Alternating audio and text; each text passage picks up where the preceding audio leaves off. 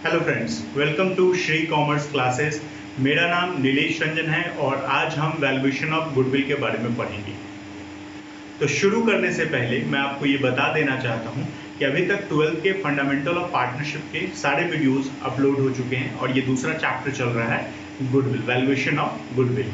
11th के अभी तक हम 2 वीडियो अपलोड कर चुके हैं जिसमें मैंने अकाउंटिंग के बेसिक्स बताए थे। ठीक है, तो अगर आप लॉकडाउन में घर पे फंसे हुए हैं, क्लासेस अटेंड नहीं कर पा रहे हैं, तो आप इन वीडियोस का लाभ उठा सकते हैं। ठीक है, अगर आपको वीडियोस देखने, समझने या किसी क्वेश्चन को बनाने में कोई भी दिक्कत होती है तो आप मुझे कांटेक्ट कर सकते हैं मेरे नंबर पे, मेरे फेसबुक पेज पे या यूट्यूब के कमेंट बॉक्स में। ठीक है, मेरा नंबर है 9999399787। फिर से एक बार रिपीट करता हूँ, मेरा नंबर है 9999399787। तो आपको कोई भी क्वेश्चन हो आप इस पर व्हाट्सएप भी कर सकते हैं। ठीक है, तो शुरू करते हैं आज की क्लास। अभी तक जो मैंने आपको वैल्यूएशन ऑफ गुडविल वाले चैप्टर में गुडविल की परिभाषा, डेफिनीशन, उसके फीचर्स और गुडविल की वैल्यूएशन क्यों की जाती है, इन सब के बारे में बताया है। तो आज हम वैल्यूएशन ऑफ गुडविल के टेक्निक्स के बारे में पढ़ेंगे, methods of valuation of goodwill. तो किन किन तरीकों से हम गुडविल का वैल्यूएशन करते हैं। ठीक है, तो सबसे पहले गुडविल के वैल्यूएशन की 3 टेक्निक हैं, जैसा कि आप देख सकते हैं। पहला एवरेज प्रॉफिट मेथड है, दूसरा सुपर प्रॉफिट मेथड है और तीसरा कैपिटलाइजेशन मेथड है। अब इन दोनों के, यानी कि एवरेज प्रॉफिट मेथड और कैपिटलाइजेशन मेथड, इन दोनों के दो पार्ट हैं। तो आप देख सकते हैं कि 3 में से 2 के 2 पार्ट और हैं। जैसे एवरेज मेथड है, एवरेज मेथड के 2 टाइप और हैं, एक सिंपल एवरेज मेथड, दूसरा वेटेड एवरेज मेथड। ठीक है, उसी तरह कैपिटलाइजेशन मेथड में एक सिंपल प्रॉफिट का कैपिटलाइजेशन मेथड है, यानी कैपिटलाइजेशन ऑफ सिंपल प्रॉफिट, और दूसरा है कैपिटलाइजेशन ऑफ सुपर प्रॉफिट। ठीक है, तो ये दोनों मेथड्स हैं अलग अलग, फिर आगे हम इसका डिटेल में पढ़ेंगे। अभी जो पहली क्लास में हम बात कर रहे हैं वो है एवरेज प्रॉफिट मेथड की। थोड़ा थोड़ा तो हम सबके बारे में जानेंगे, बट आज जो हम डिस्कस करेंगे और क्वेश्चन करेंगे वो एवरेज प्रॉफिट मेथड का करेंगे। तो सबसे पहले एवरेज प्रॉफिट मेथड में हम जितने भी प्रॉफिट दिए रहते हैं क्वेश्चन में, जितने भी साल के प्रॉफिट दिए रहते हैं, उन सब का एवरेज निकालते हैं। एवरेज कैसे निकालते हैं ये जनरली आप ज़्यादातर स्टूडेंट्स को पता होगा, फिर भी मैं बता देता हूँ कि एवरेज निकालने के लिए जितने भी साल का प्रॉफिट दिया हुआ है सबको हम जोड़ लेंगे और उसको डिवाइड कर देंगे टोटल नंबर ऑफ ईयर से, तो हमारा एवरेज निकल जाएगा। ठीक है, तो एवरेज निकालने के लिए सबसे पहले 2 या 2 से अधिक साल का प्रॉफिट दिया होना जरूरी है, तभी तो एवरेज निकलेगा। अगर 1 साल का प्रॉफिट दिया हुआ है तो एवरेज निकालने की जरूरत ही नहीं है। तो कम से कम 2, उससे ज़्यादा कितने भी हो सकते हैं, तो 3 भी हो सकते हैं, 5 भी हो सकते हैं, 10 हो सकते हैं, 50 हो सकते हैं। इन सब का हम एवरेज निकाल सकते हैं, तो कम से कम 2 होने चाहिए। ठीक, उसके बाद एवरेज प्रॉफिट मेथड में, जैसा कि आपको नाम से पता है, एवरेज प्रॉफिट, ठीक है, दोनों वर्ड हैं, प्रॉफिट और एवरेज। तो पहले तो जितने भी साल का प्रॉफिट दिया रहेगा हम उसको ले लेंगे और उसका एवरेज निकालेंगे। ठीक है, एवरेज प्रॉफिट मेथड में जब हमारा एवरेज प्रॉफिट निकल जाता है तो उसको हम मल्टीप्लाई करते हैं number of years of purchase. तो ये 2-3 चीजें आपको जान लेनी जरूरी है। पहले तो आपको जो क्वेश्चन में प्रॉफिट दिया रहेगा उसको तो हम कंसीडर करेंगे। एवरेज कैसे निकालना है, तो एवरेज निकालने के लिए आपको जितने भी साल का प्रॉफिट दिया रहेगा उसको जोड़ लेंगे और उसको डिवाइड कर देंगे टोटल नंबर ऑफ ईयर से। जैसे 3 साल का प्रॉफिट दिया हुआ है, मान लीजिए प्रॉफिट दिया हुआ है 20,000, 10,000 और 12,000। 20,000, 10,000 और 12,000। ठीक है, 3 साल का प्रॉफिट दिया हुआ, हमको कहना है एवरेज निकालने के लिए, तो हम तीनों को जोड़ लेंगे। 20,000, 10, 30,000 और 12, 42,000 हो जाएंगे, 42,000 हो जाएंगे। और 42,000 को हम डिवाइड कर लेंगे 3 से। क्यों? क्योंकि 3 साल का प्रॉफिट दिया हुआ है। अगर ज़्यादा साल का प्रॉफिट दिया होता तो फिर उतने साल से डिवाइड करते हैं। ठीक है, तो अभी 3 साल का प्रॉफिट था तो 3 साल के प्रॉफिट को जोड़ के ऊपर लिख लेंगे और उसके नीचे उसको डिवाइड कर देंगे 3 से, तो हमारा प्रॉफिट, एवरेज प्रॉफिट जो है वो 14,000 आ जाएगा, 14,000 आ जाएगा। अब बात आती है कि एवरेज तो हम इस तरह से निकाल लेंगे, उसके बाद number of year of purchase क्या होता है। जो दूसरा सबसे इंपॉर्टेंट बात दिमाग में आती है वो है कि number of year of purchase क्या होता है। तो number of year of purchase, जब भी हम कोई व्यवसाय खरीदेंगे तो जितने साल हमको इस बात की उम्मीद होगी कि इसका प्रॉफिट इतने दिन बिना मेहनत के कंटिन्यू रह सकता है, तो उतने सालों को हम number of year of purchase मानते हैं। जैसे मान लीजिए कि मैंने किसी कंपनी को खरीदा। अब कंपनी खरीदा तो जरूरी नहीं कि कंपनी खरीदते ही उसमें हमको बहुत ज्यादा मेहनत करने की जरूरत है। धीरे धीरे हम उस पर मेहनत करते हैं और उसको फिर अपने हिसाब से ढालते हैं। लेकिन जब हम बिजनेस खरीदते हैं तो हमको उम्मीद होती है कि पीछे जो इसके मालिक थे उन्होंने जो मेहनत की होगी उसके बदौलत बिना किसी एक्स्ट्रा एफर्ट के, बिना किसी एडिशनल मेहनत के हमको ये बिजनेस 1 साल 2 साल 3 साल या 5 साल चल सकता है। उसके बाद फिर से हमको अपनी पूरी मेहनत करनी पड़ेगी। तो बिना किसी मेहनत के हम इस प्रॉफिट को, जितना ये प्रॉफिट कमा रहे थे, वो मेंटेन कर सकते हैं। ठीक है, तो इसको बोलते हैं number of year of purchase. ठीक है, तो ये आपको पता चल गया कि number of year of purchase क्या होता है, आपको पता चल गया कि एवरेज कैसे निकालते हैं। अब बात आती है कि हम ये जो प्रॉफिट लेते हैं, ये प्रॉफिट नॉर्मल प्रॉफिट लेते हैं। अब नॉर्मल प्रॉफिट और जो प्रॉफिट हम निकालते हैं, कैलकुलेट करते हैं net profit and loss account के द्वारा, उनमें क्या अंतर होता है वो समझ लीजिए। देखिए, प्रॉफिट एंड लॉस अकाउंट में आपको हर तरह के प्रॉफिट शामिल होते हैं, चाहे अब नॉर्मल हो या नॉर्मल हो। ठीक है, सब तरह के प्रॉफिट शामिल होते हैं। जैसे हम मशीन भी बेचते हैं तो उस पर होने वाला जो प्रॉफिट है वो हम नेट प्रॉफिट में शामिल रहता है, प्रॉफिट एंड लॉस में लिखते हैं। बट यहाँ पे जो हमको प्रॉफिट लेना है वो नॉर्मल प्रॉफिट लेना है। नॉर्मल प्रॉफिट मतलब ऐसी चीजें जो बार बार इनकर होने वाली नहीं है, अगर वो प्रॉफिट में शामिल है पहले से तो उसको हटा देना है। ठीक है, जैसे मान लीजिए कि हमको अचानक आग लग गया फैक्ट्री में, तो आग लग गया तो इस बार के प्रॉफिट में 20,000 रुपया उस आग से होने वाले लॉस का शामिल है। 20,000 रुपया लॉस हो गया। ठीक है, अब सिंपल सी बात है, ये आग बिजनेस में यानी फैक्ट्री में हर साल नहीं लगेगा। ये एबनॉर्मल लॉस है, एक्स्ट्राऑर्डिनरी आइटम कह लीजिए, है ना। तो इसको हमको प्रॉफिट में शामिल नहीं करना है। हमको ऐसे प्रॉफिट को लेके चलना है जो हर साल होने की उम्मीद है। ठीक है, तो इसीलिए एबनॉर्मल लॉस, एबनॉर्मल प्रॉफिट, जो एक्सपेक्टेड फ्यूचर इनकम प्रॉफिट है, उनको कंसीडर करके हमको चलना पड़ता है। ठीक है, अब बात आती है कि इसके लिए हम निकालेंगे कैसे। ठीक है, तो सबसे पहले स्टेप बाय स्टेप चल लेते हैं। आप देख सकते हैं स्क्रीन पे आपके मैंने डाल दी है। सबसे पहला एवरेज प्रॉफिट मेथड में 2 टाइप हैं। ये तो मैंने आपको शुरू में ही बता दिया। एक होता है सिंपल एवरेज मेथड, एक होता है वेटेड एवरेज मेथड। तो अभी हम वेटेड एवरेज मेथड की बात बताऊं, वो भी लगभग सेम है, बस एवरेज निकालने में थोड़ा अंतर हो जाता है, तो वो मैं आपको बताऊंगा। बाकी सब चीजें एकदम बिल्कुल सिंपल एवरेज मेथड की तरह ही सेम है। तो पहले सिंपल एवरेज मेथड को लेके चलते हैं। सिंपल एवरेज मेथड में आपको स्टेप वन में आपको सबसे पहले क्या करना है कि जितने भी साल का प्रॉफिट दिया रहेगा उससे आप नॉर्मल प्रॉफिट निकाल देंगे, और अगर कोई एडिशनल इंफॉर्मेशन नहीं दी हुई है तो सिर्फ वही प्रॉफिट को हम ले लेंगे। ठीक है, जैसे मान लीजिए आपको क्वेश्चन में दे दिया 40,000, 20,000, 20,000, 3 साल का प्रॉफिट दे दिया, और इसके अलावा कुछ भी नहीं बताया कि कुछ एबनॉर्मल लॉस है या प्रॉफिट है, तो हम क्या करेंगे, इन्हीं तीनों को कंसीडर करेंगे। फिर अलग से जोड़ घटाव करने की जरूरत नहीं है आपको, कुछ भी प्लस माइनस नहीं करेंगे।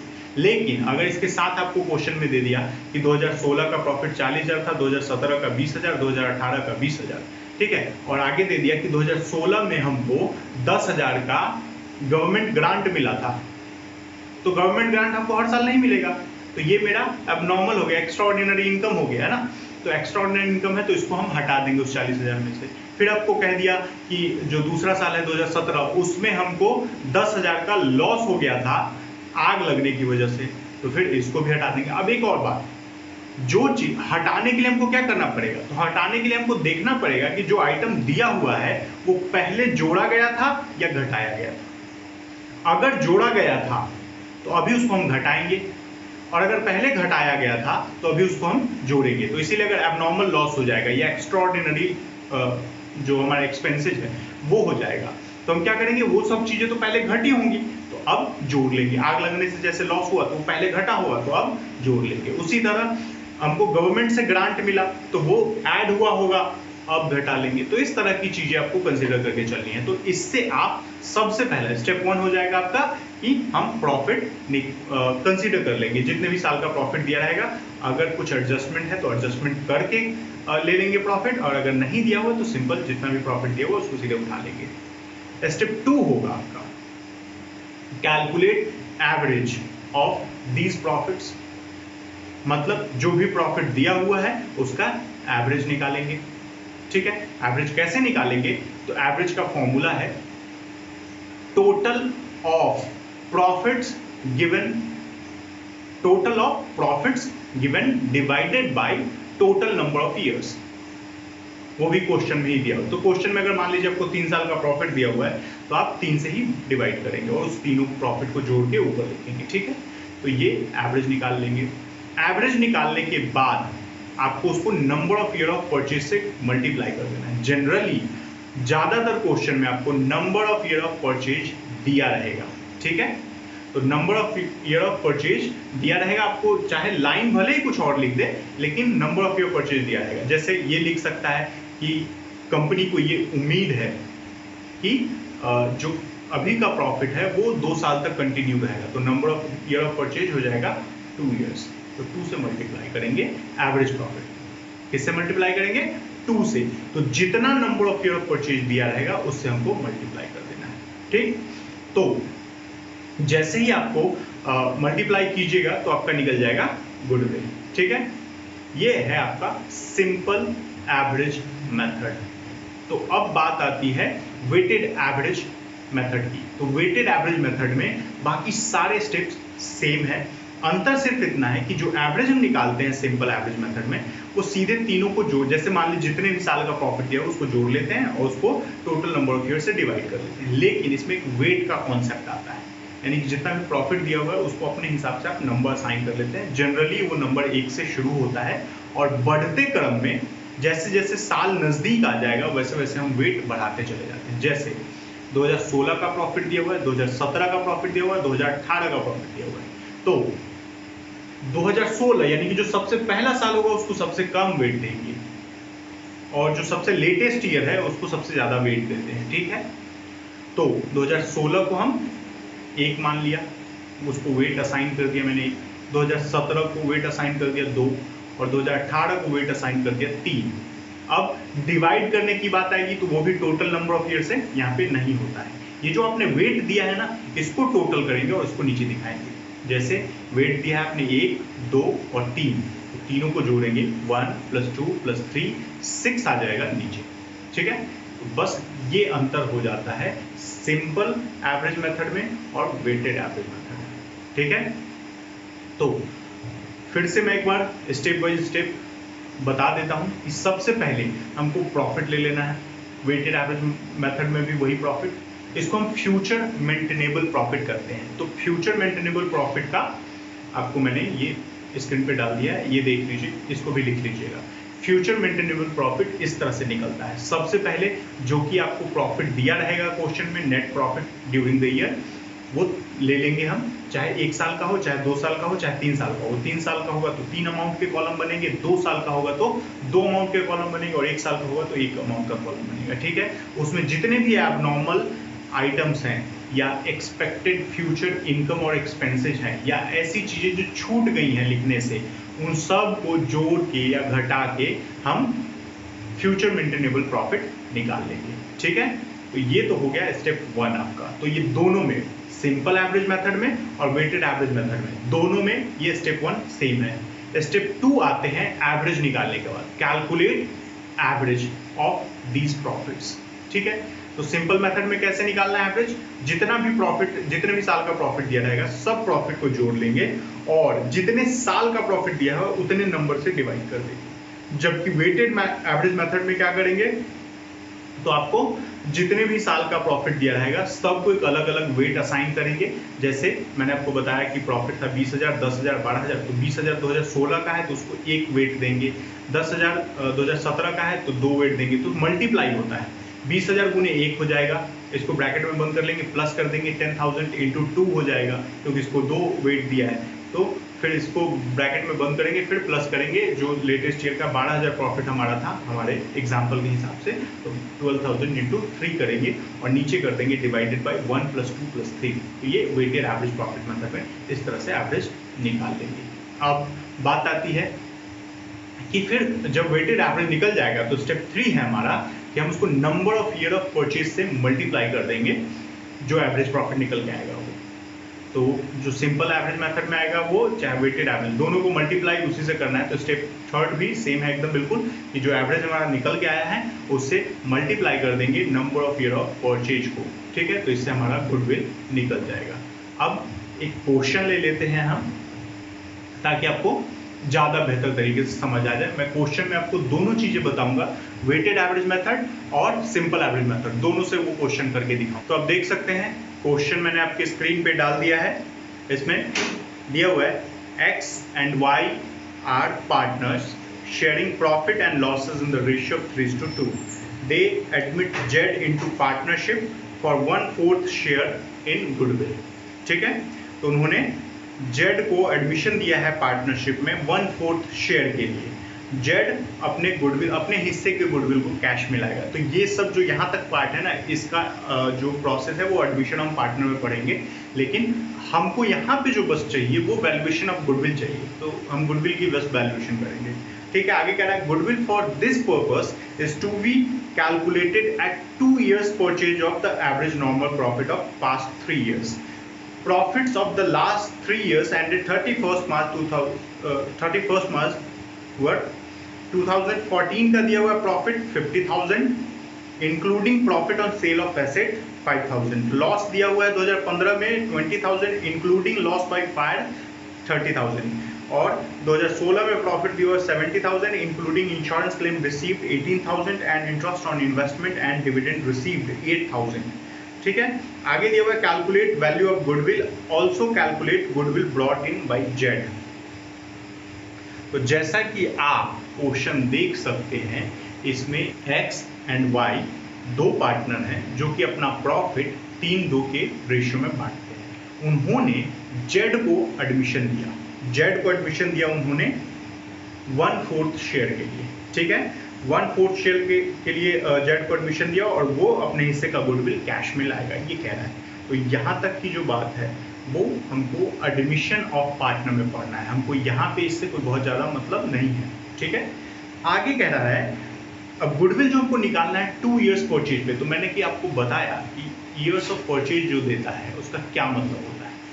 तो ईयर्स ऑफ परचेज का दिया है तो इसका मतलब है कि ये उम्मीद है कि 2 साल तक कम से कम इसी तरह से प्रॉफिट हम कमाते रहेंगे, इसीलिए इसी के आधार पे वैल्यूएशन होगा। ठीक है, अगर कोई बिजनेस हम खरीदते हैं तो जनरली ये ज़्यादा काम आता है कि जब वो बिजनेस ये सोचेगा कि हम बिजनेस खरीद तो रहे हैं लेकिन कितने दिन तक सेम प्रॉफिट जो भी वो कमा रहा है उतना हमको आता रहेगा, तो वो नंबर ऑफ ईयर परचेज अब लेके चलते हैं, number of years of purchase. ठीक है, आगे कह रहा है जो 3 साल का प्रॉफिट दिया हुआ है वो है 2014 का, 15 का, 16 का। 2014 का प्रॉफिट है 50,000, जिसमें profit on sale of asset 5,000 शामिल है। तो मैं पहले ही बता चुका हूँ, कोई भी एडिशनल, एक्स्ट्राऑर्डिनरी या एबनॉर्मल टाइप का जो आइटम होगा उसको हम कंसीडर करके नहीं चलेंगे, उसको नॉर्मल प्रॉफिट से हम हटा लेंगे।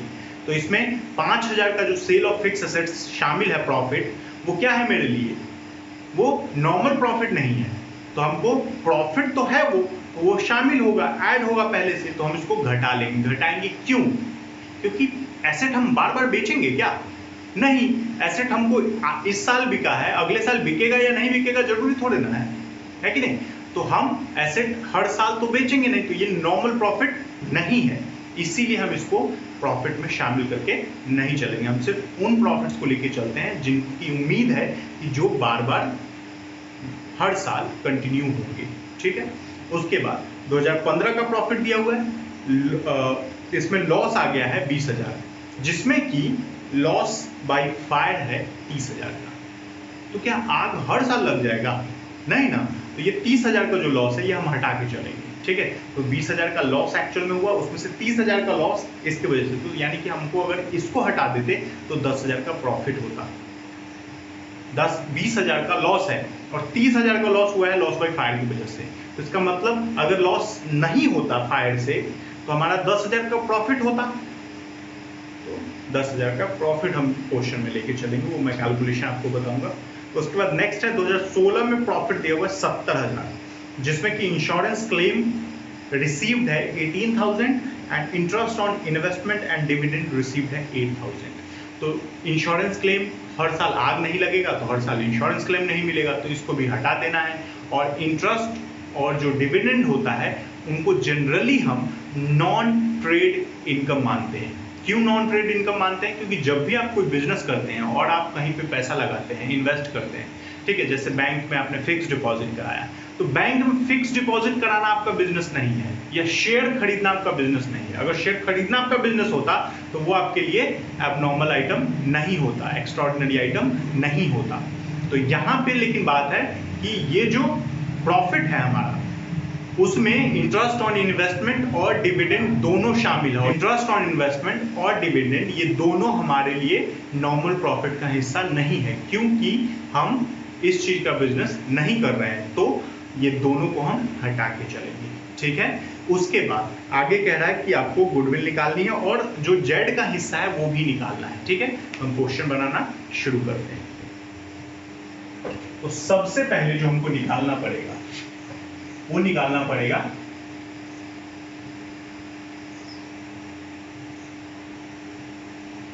सबसे पहले वर्किंग नोट नंबर 1। इसमें हम लिखेंगे future maintainable profit, calculation of future maintainable profit. इसको हम FMP शॉर्ट में ये भी बोलते हैं, ठीक है, फ्यूचर मेंटेनेबल प्रॉफिट। अब 3 साल का प्रॉफिट दिया हुआ है 2014, 15 और 16।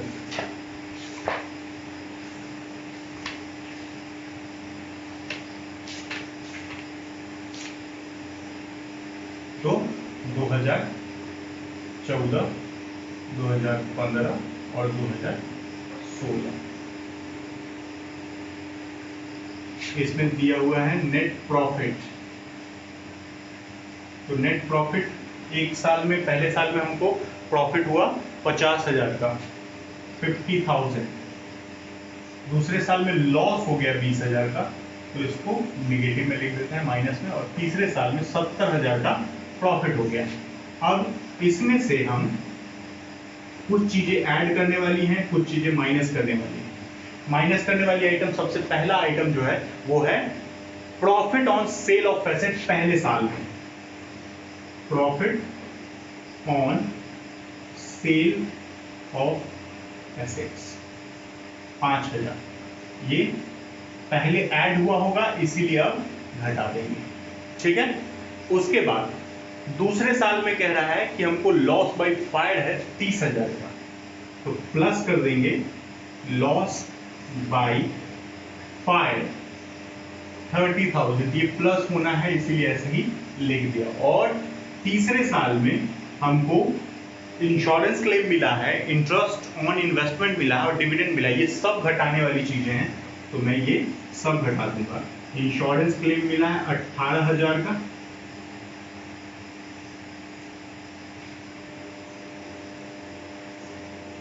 इंश्योरेंस क्लेम मिला हमको 18,000 का। उसके बाद इंटरेस्ट एंड डिविडेंड ये हमको मिला है 8,000 का, तो ये दोनों घटाने वाली आइटम है, मैं अलग अलग लिख के भी 2014 का अलग लिख देता, उसको उसमें से घटा लेता, 15 को फिर अलग लिख के अलग घटा लेता, और 16 को अलग लिख के अलग घटा लेता। लेकिन मैंने ये स्टेटमेंट बना दिया है इसलिए क्योंकि आपको हो सकता है कि हर साल में कुछ आइटम दिया हो, तो आपको ये बनाना पड़ेगा। ये आप पहले से बनाना सीख के रहिएगा तो ज़्यादा बेहतर रहेगा, क्योंकि अलग अलग कैलकुलेशन में हो सकता है कभी प्रॉब्लम आ जाए, टाइम ज़्यादा लग जाए। तो अगर बड़ा कैलकुलेशन होगा तो ये तरीका ज़्यादा अच्छा है। छोटा कैलकुलेशन है, जैसे इस क्वेश्चन में 1-2 आइटम दिए हुए हैं, तो आपको ये बनाने की जरूरत नहीं है, आप अलग अलग निकाल सकते हैं। 2014 का लिख लीजिए, उसमें 50,000 माइनस 5,000 सीधे लिख देना है, 50,000 माइनस 5,000, ये करके बात करो। ठीक है, तो इस तरह से आप कर सकते हैं। तो ये आ जाएगा 45,000 एक साल का, दूसरे साल का 10,000 का प्रॉफिट आ जाएगा, और तीसरे साल में 44,000। ठीक है, तो ये हमारा तीनों साल का प्रॉफिट आ गया। अब इसके बाद हमको क्वेश्चन में कह रहा है एवरेज निकालने के लिए, ऑब्वियसली तो हम एवरेज प्रॉफिट निकाल लेंगे। एवरेज प्रॉफिट मैंने बता दिया कि तीनों साल का जो प्रॉफिट होगा वो जुड़ जाएगा, total of profits given in question या कैलकुलेटेड बाय यू। ठीक है, तो 45,000 प्लस 10,000 प्लस 44,000, तो हमने कैलकुलेट किया, ये क्वेश्चन में नहीं दिया हुआ था, डिवाइडेड बाय 3,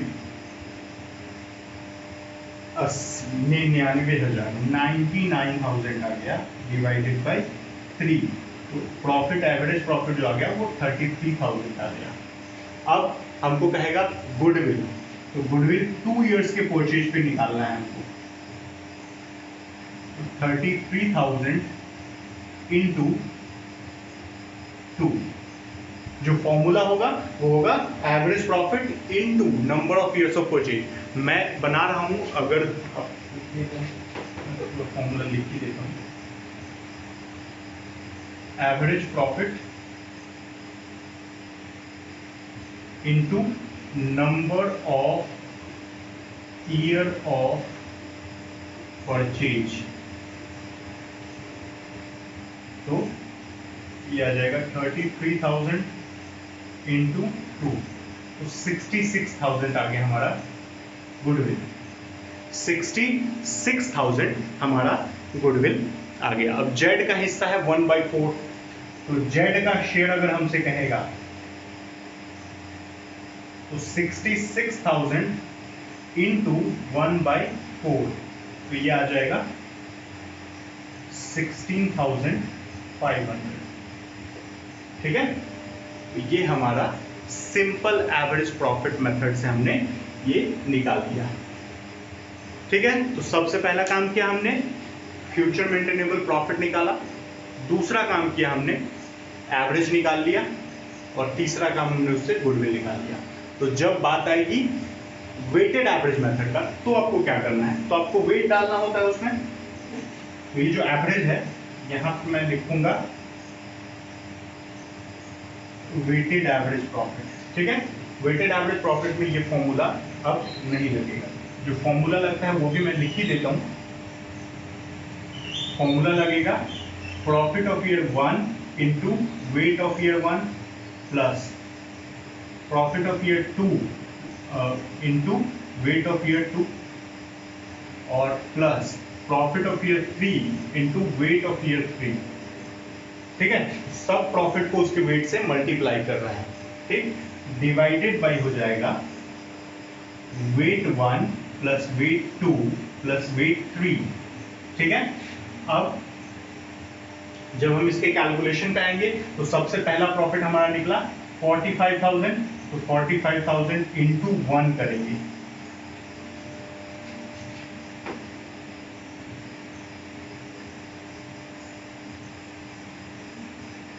प्लस दूसरे साल का प्रॉफिट है 10,000, तो 10,000 इंटू 2 करेंगे, और प्लस तीसरे साल का प्रॉफिट है 44,000 इंटू 3 करेंगे। ठीक है, तो ये हमारा हो जाएगा।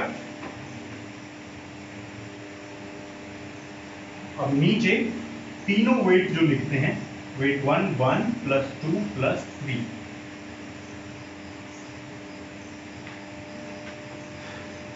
इस तरह से हम एवरेज निकालते हैं।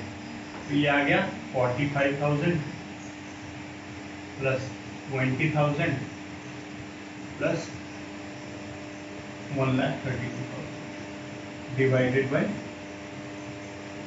6। ओके, तो जो सबसे पुराना साल होता है जो 2014 था उसको मैंने वेट 1 दिया, जो सबसे लेटेस्ट ईयर होता है यानी कि सबसे लेटेस्ट ईयर है 2016, तो हमने उसको सबसे ज़्यादा वेट दिया। ऐसा ही करते हुए जो सबसे पहला साल आपको क्वेश्चन में दिया रहेगा उसको वेट 1 देंगे, और जो सबसे आखिरी साल होगा उसको सबसे बड़ा वेट देंगे। ठीक है, यही लेके चलना है आपको। तो इसका हमारा निकल जाएगा ये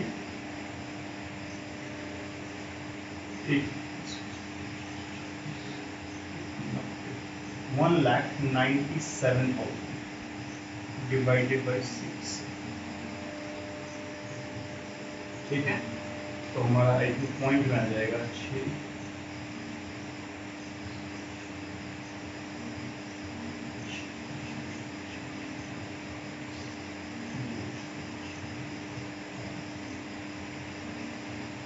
ठीक है, ये आ जाएगा हमारा। तो हम ऐसे को ले लेते हैं। अब number of year of purchase 2 साल दिया तो एवरेज प्रॉफिट निकल गया, इसे हमको मल्टीप्लाई कर देना है नंबर ऑफ ईयर परचेज का। तो गुडविल बराबर हो जाएगा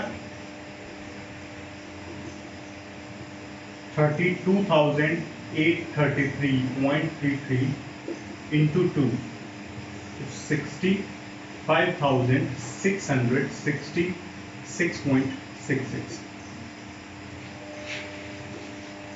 ठीक है, तो ये हमारा गुडविल आ गया वेटेड एवरेज प्रॉफिट मेथड से। ठीक है, तो आज के लिए बस इतना ही। अगर आपको इसमें कोई प्रॉब्लम हो, क्वेश्चन समझने में कोई प्रॉब्लम हो, तो आप मुझे व्हाट्सएप पे कांटेक्ट कर सकते हैं, फेसबुक मैसेंजर या यूट्यूब कमेंट के द्वारा कांटेक्ट कर सकते हैं। ठीक है, आप मुझे कमेंट लिखिएगा, मैं आपको रिप्लाई कर दूंगा कि कैसे बनाना है या ना बनाना है। ज़्यादा बेहतर ऑप्शन यही होगा कि आप मुझे व्हाट्सएप पे कांटेक्ट कर लें। ठीक है, तो ये हमने दोनों मेथड जान लिए हैं, सिंपल एवरेज मेथड और वेटेड एवरेज मेथड। ठीक है, इसके बाद अगले वीडियो में हम पढ़ेंगे सुपर प्रॉफिट मेथड और कैपिटलाइजेशन मेथड। ठीक है, अगर आपको वीडियो पसंद आता है तो वीडियो को लाइक करें और आगे अपडेट पाते रहने के लिए पेज को सब्सक्राइब करें तथा बेल आइकन दबाएं। धन्यवाद।